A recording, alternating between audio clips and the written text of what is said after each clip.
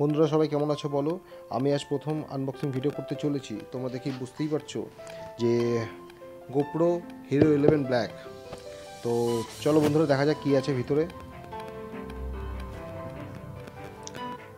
তো খুললাম ওপেন করে। ভিতরে এই বক্সটা কিন্তু সত্যি খুব প্রিমিয়াম বক্স ক্যারি করার জন্য। এর ভিতরে দেখি কী আছে, চলো।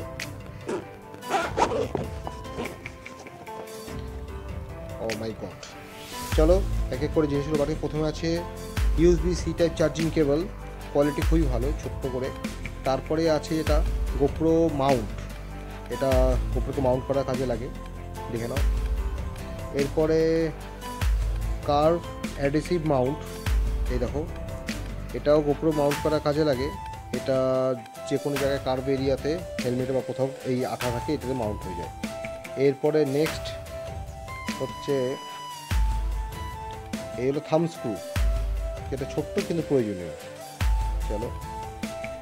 এরপরে নেক্সট এনডিএরও ব্যাটারি একটাই থাকে, যেটা খুবই প্রয়োজনীয় জিনিস, এই দেখো। চলো এইবার এর উপরে দেখিনি কী আছে। এখানে আছে হচ্ছে ইনস্ট্রাকশন গাইড আছে, এই দেখো কীভাবে গোপ্রোকে মাউন্ট করবে, কী বৃত্তান্ত দেখে নিও তোমরা সবাই পড়ে।